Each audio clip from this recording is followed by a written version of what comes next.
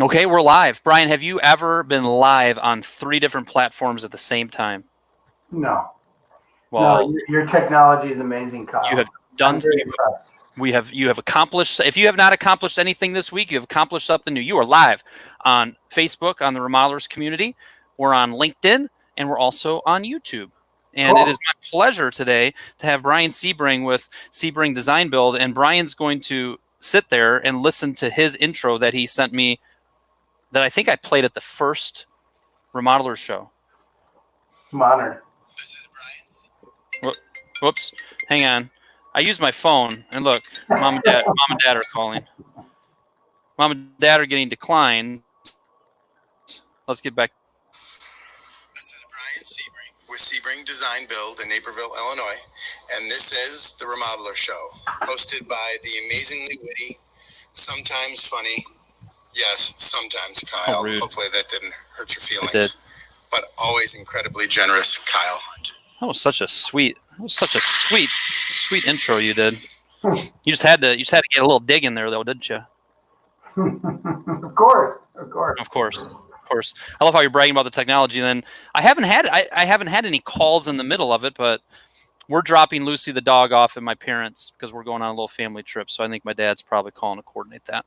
Rhonda Bergen says, "Good morning to my 2 favorite guys." How does Brad Bergen feel about that, I wonder? Yeah, exactly. I don't know. So Bryan and I have known each other for a long time, and I just got a ton of respect for Bryan. Bryan is somebody that does business the way that I do business and approaches life in a lot of those ways. But from a standpoint of the remodeling industry, it is easy to be in your own little silo and kind of keep all your little secrets that you figured out. And some people do that.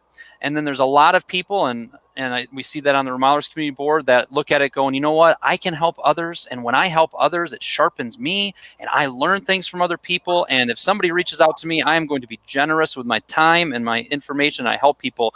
And Bryan, you have helped a lot of people. I've seen you invest just time and energy and phone calls and replies. And I just really appreciate that about you. And here we are. You're willing to share some more knowledge today. So thank you for that. Sure. I enjoy it. I enjoy getting to know other people. So cool. Awesome. So we are going to, and Rhonda even said who. That was to Brad. She's like, she sees the 2 of us and she just forgets about her husband, evidently. Wow. So we're going to talk a little bit about your website. And then I was going to talk a little bit and ask a few questions about your sales process. And then we're going to talk a little bit about financials. And then we might get interrupted in those with live comments from the viewers. So please put your questions in there. And actually, I already have one from another piece of content that I posted, and somebody has a question for you. But Bryan, one thing that I encourage people to look at, and I've had a lot of people when I've told clients, hey, go take a look at Bryan's website, that have gone, oh man, that website is good. So it's sebringdesignbuild.com. What I wanted you to share is how you view your website as a marketing and a sales tool. What's working for you with your website, and just share some of that knowledge. What comes to mind for that? Well, I mean, it's kind of a large question. It's a large question for sure. But what's working, definitely on local SEO. I mean, I've learned with SEO, we can always do it better. You could be working on it 24/7, to be honest with you. But we do get a lot of leads from our website, which is very good. I would say the number 1 page on everyone's page should be their about page with images of their staff. I don't understand when I go to a contractor's website that they don't have pictures of the people that are working in your home. It doesn't even have to be your carpenters. It can at least be the first person that picks up the phone, from the designers, from whoever it is. So that's a really popular page. And then our pricing guide, we still utilize that. Go back to the about page. Why do you see that as being a really important page? It's funny. I just think people want to put a face to the company, right? I mean, who's going to be? Who am I talking on the phone? Who am I not? I mean, the first thing I do when I try to find another remodeler or whatever, I see who they are, right? I mean, I guess I'm a face person, right? When I hire people, I want to get to know them. The first thing I do is try to find an image of them somewhere to see who these people are. It's the same thing with us, right? It's a little bio. This is who the people are that you are going to be working, and it connects people to us. Yeah. And, yeah, right. Marketing, we want to build know, like, and trust, and people do business with people they know. And when you're able to put some faces and some information about them, it warms people up. Yeah. Right. And it's also interesting what you said, and what I've seen also is, even just naturally, it tends to be the page that gets one of the top pages as far as just people clicking on it, which is also telling us something. Yeah, and it's the one page that you want to talk about yourself. I mean, I have SEO pages that are local landing pages. That's different, but the rest of the website, you really try to gear it towards the homeowner. And you've heard the whole theory of them being the hero and us being the Yoda, right? They're Luke Skywalker, we're just the guide. But this is the one page where you can talk about yourself a little bit. You still want to interweave them into it as well, but yeah, I think I believe that people go to that page a lot. I mean, the traffic shows it for sure. Good. If I'm a remodeler and I'm not ranking very well on my main keywords, where do I start when it comes to search engine optimization? What would you say on that? Well, there's a whole list of things you do to your site. I mean, you can get it online. The way you label your sites, what you do in the background of it, right? There's a lot of technical things I won't get into. Obviously, you want to go to do with citations where you actually go to a bunch of web pages. Obviously, the standard ones are the Facebooks and the Yelps and the houses. You want to put your address, your NAP, your address and your information, your phone number, all the same everywhere. But then once you do that, right, if we're all on the same page with that, I would say the first thing is to do local service pages, write those so they're all different. They're not the same. So I have literally a page. We probably have about 20 pages right now that are just filled with what we do. So, go ahead. Bryan, you can hear me still? Yes. Can you hear me? It happened again. So hang on. I can't hear you right now. I'm going to keep playing with it for a second. But Paul J. McManus on Monday, we did the StreamYard show, and that's the software I use. And I thought I figured out what caused my audio to go out, which was me plugging in my phone via my computer. But it just happened again as we were sharing screens. So that might be the culprit. So on Monday's show, it was about 8 minutes into a 30-minute show. And I said, Paul, we got a problem. I can't hear you, but you can hear me. And everybody else could hear Paul. And then Paul literally had to carry the next 22 minutes. And it just happened again. So like, I see your mouth moving. I can't. So I'm going to play with that here in a second and try to diagnose it and fix it. But if you could just talk about a few other pages related to the site, and that would be valuable while I try to figure this out. Yeah, I guess I would say that the local pages are really important. I have a page.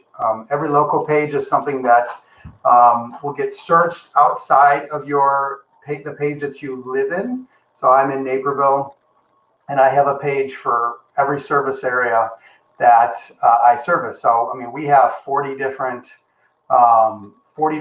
municipalities in our area. So we really need.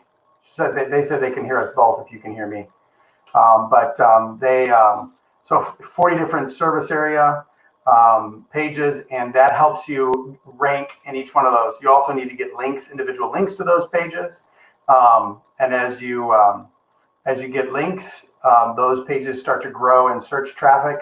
So when someone types in kitchen remodeling Naperville, kitchen remodeling Wheaton, it will come up in search traffic. So yeah, I would say for sure you need to grow your service area pages if you're doing well with all the information around your main page. The other thing is you still need to get reviews. You still need to build out.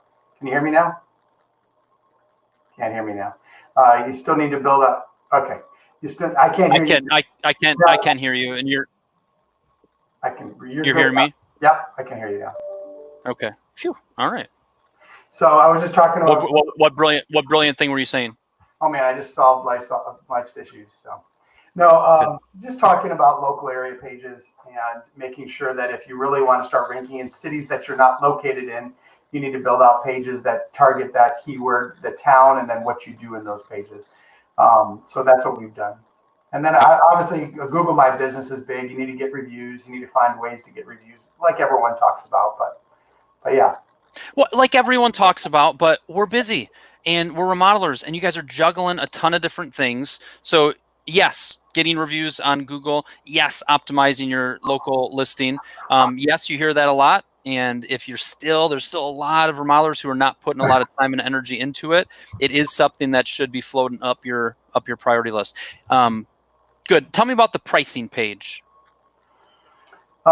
We built that quite a while ago, probably 5 years ago, I think, at least.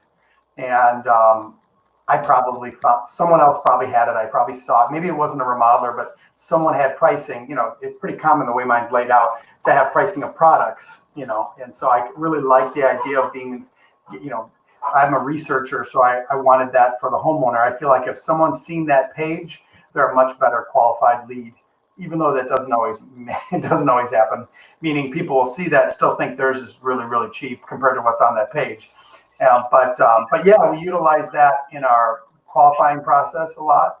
And sometimes we'll even have them open it up if they're in front of the computer while they're calling us and talk through. I mean, a lot of them you can pull up pictures on houses now, like, oh, I see your kitchen.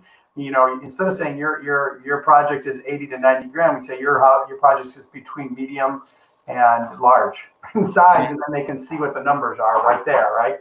It puts putting it down on paper like that really helps. So, I mean, I've had some pushback from other remodelers over the years, like, no, you should take that down, and we've used it and it's utilized. It's been well. We probably qualify good leads, maybe, but we also have to figure out a way to reduce the amount of leads.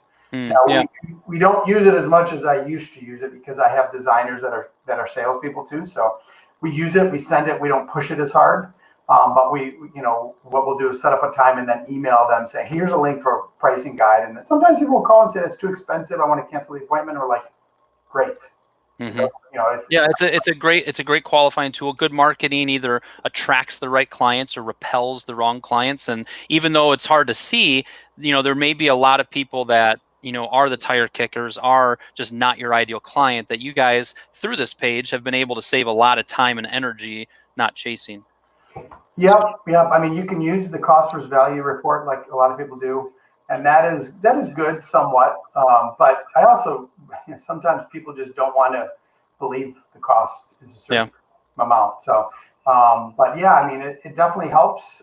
You can a lot of times tell a way better lead by them saying, "Yeah, I already saw your pricing guide." They've already seen it and they already know the approximate pricing. At least when you start talking to them, you're going to be on the same wavelength, and it's not going to be sticker shock. Yeah. So here's some things I already heard. The Our Team page being a very important page on your website. Go ahead and take a look at Bryan's example, but also look at your website. You want people to know the people behind your business.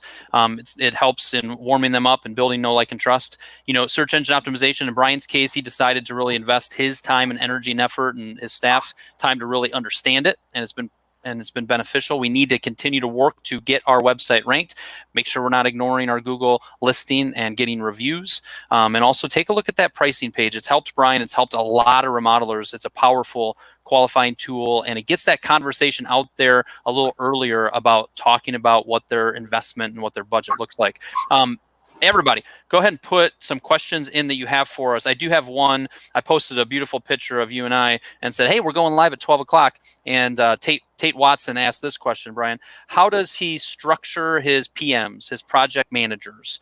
What duties, what pay, charge to job or overhead? Is that a relevant question for you? And what do you have for that? Yeah, and so I have two project managers. They could probably run, and if we schedule it right, they could probably run $3 million worth of revenue for those two. So 1.5 million each. Then we do kitchens and bathrooms. So those aren't projects. Probably the average size is 80 grand, 90 grand.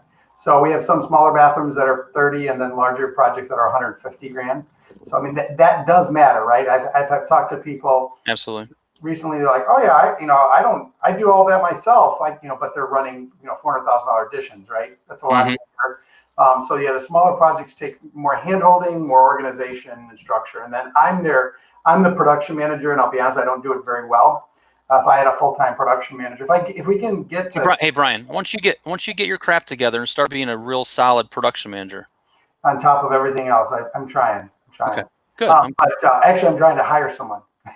to do it. And when I say not very good, production managers are finding new subs. They're reaching out, networking. They're managing, employees. I mean, out in the field, where my production managers do that right now, and they're really good with customers.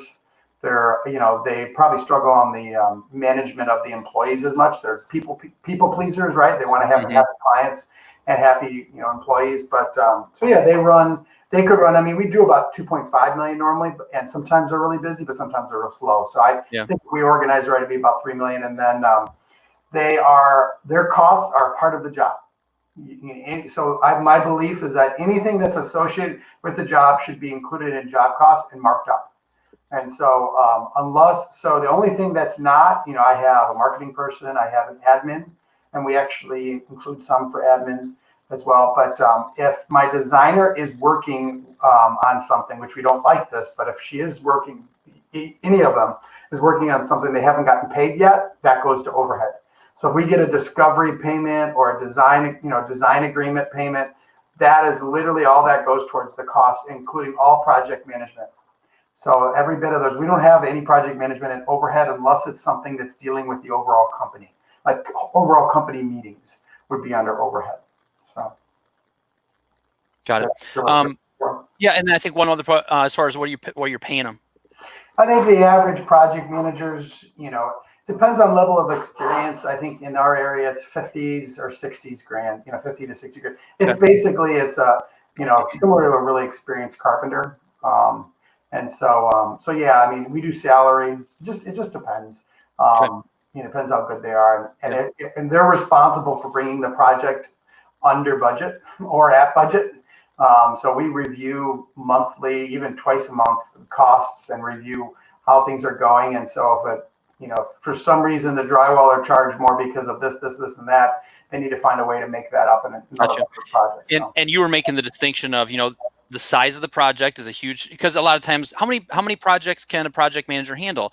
Well, I can't answer that until I have more insights. You gave some direction into that. And also, I think what a lot of people run into is, yes, you have a project manager, but you still have them swinging the hammer some, or are they still helping? Sometimes I see it where they're helping even in the office on estimating or some of that side of things. You're talking, this is a very clean project manager description. They are running the jobs, and are they swinging the hammer?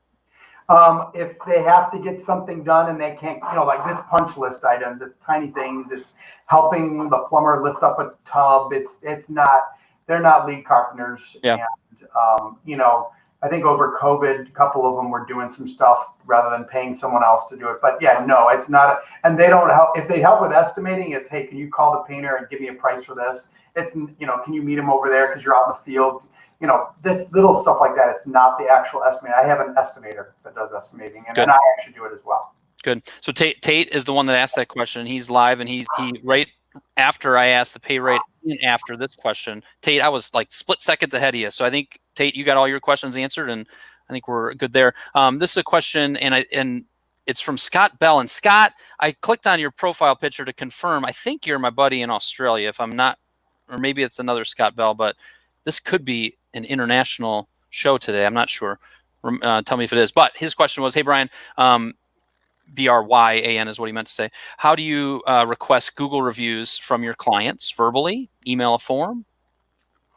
So both, right? And so, we talk about, and I've got somewhere, there's a podcast online if you search my name about this, but we talk about Google reviews in the first meeting, when they sign the contract, when they close the contract. I mean, my project managers get little bonuses, a little bit of money per review that client leaves. So we tell that to the client, that if they really liked their project manager, that they get little bonuses based on the reviews they leave.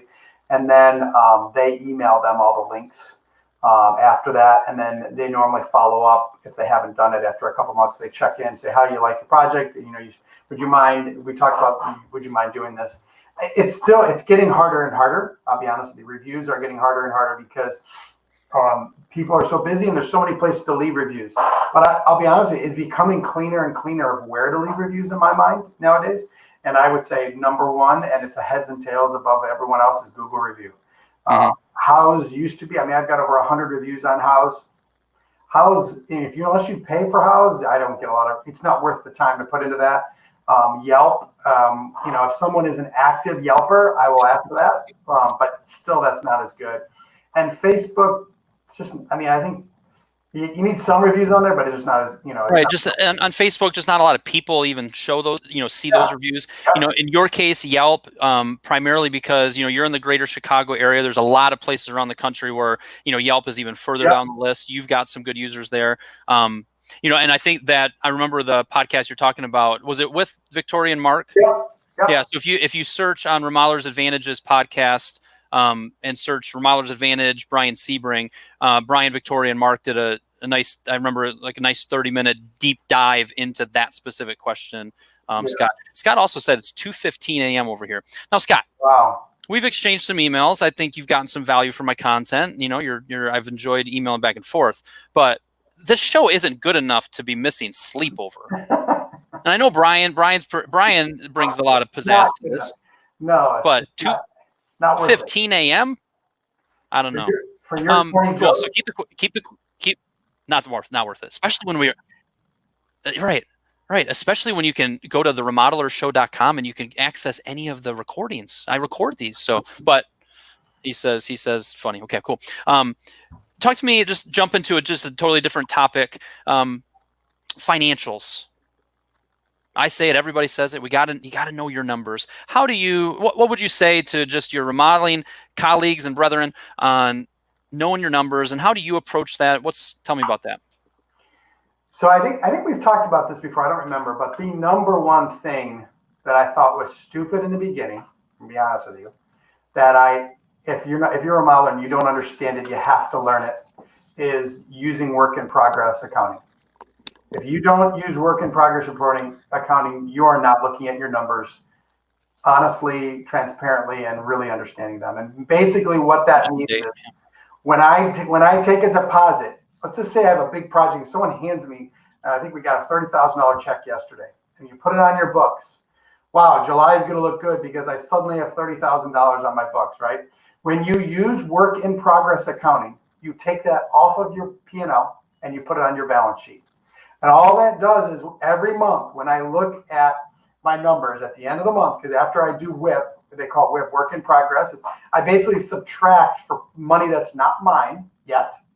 I can actually really look at my GP and understand that I'm still getting the GP that I want. Gross profit. Yes, gross profit. Sorry, if you don't understand what all this is, you need to go back and this is so basic. And I thought I understood 5 years ago, 6 years ago before I joined Remodelers Advantage.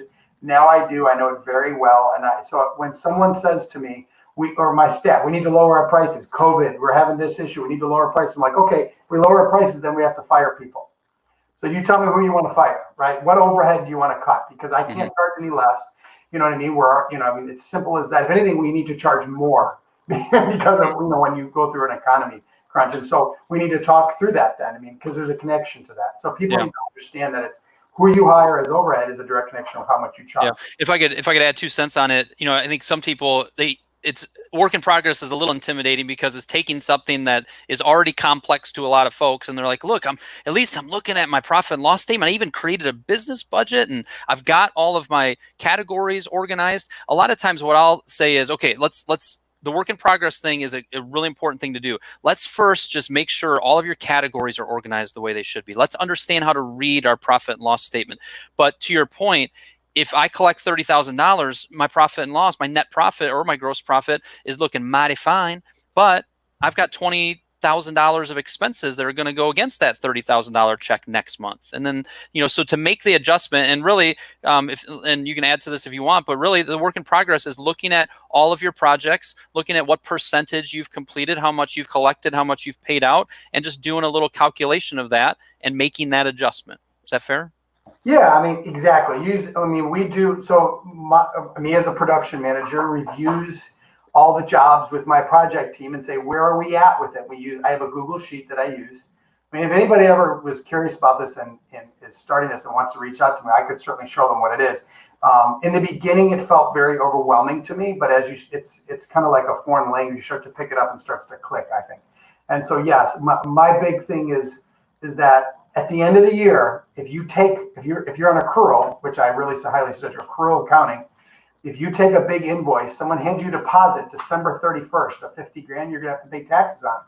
But if you use work in progress, you can take that off your P&L and you don't have to pay taxes on it until you actually, have work going towards that. So there's many reasons why it's very good, and you really manage your costs very well. You watch them better too. And minimum once a month. Yeah. And if you roll back the clock to Bryan Sebring circa 2011, let's say, would the Bryan Sebring there and your knowledge of your financials, was that before work in progress and all that? Yes or no? 2000, yeah, before 2015. Okay. Yeah. What year? Years.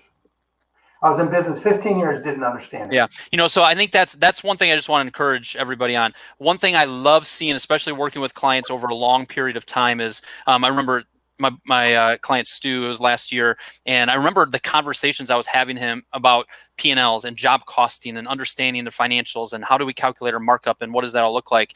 And back in December, I was saying, all right, so how do the financials look? And he was just beautifully schooling me on his financials and where it's at.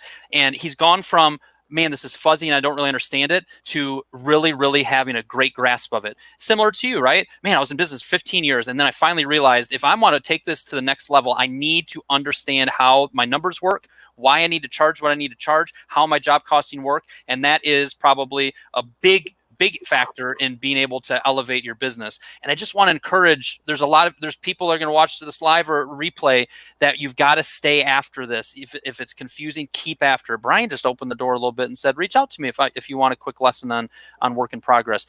I just want to encourage, if you don't know your numbers, dig into that. It is the biggest thing that I see that differentiates the top 10, 15, 20% of our industry in the bottom. Yeah, I'll add one thing to it. I did the same thing with Rose from Remodelers Advantage when I first joined. She went through the numbers and it's embarrassing because she's asking me questions and I'm like a deer in the headlights. I'm like, yeah. And then my first meeting, they're asking me questions like, I don't know. But what it did was when you're getting asked those questions and then you have to review other people, and some you do a roundtable, same thing. When you're looking at those things regularly, you start to go, I want to know it because I want to be able to talk and I want to be educated. I don't want to look like I'm dumb, right? And no remodelers talk numbers, right? My local competitors don't go, what are you profit and loss? And no one talks about it. And so that's why I think you do it too. Roundtables and masterminds are really good for that because it pushes people outside that. Outside your little bubble. Yeah, Mary asked a question. Where do you get that software for work in progress accounting? It is not software. We use QuickBooks, and what I do is I use an Excel sheet. Actually, I use it in Google Docs now. And you record each project, and you have to add all the information for the projects at the end of each month, and then you add how much it is to cost to complete the project compared to what you're estimating, and then you do a journal entry at the end of every month. So my numbers, I don't even look at them until after I do the WIP. Whenever I look at my numbers, I don't look at them in the middle of the month. I always go to the end of that month because the middle of the month doesn't matter because the journal entry only goes at the end of the month. At the end of the month.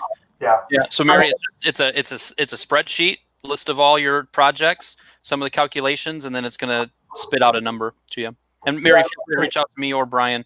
If anybody wants to learn more about WIP, there's a guru named Judith Miller. I'm sure you've heard of her, Kyle, right? Oh, yeah. Yeah, Judith Miller is, just search her name and she's got tons, there's videos and it's good stuff. So Michael, I don't think he's empathizing because he's never looked dumb. He's sharp as sharp can be. But looking dumb here, and then you just said, too many people pretend they know so they look good because they're afraid of looking bad. And it's so easy to do. And if you've listened to my content, if you've just been consuming content, you see what you've got to keep battling for it.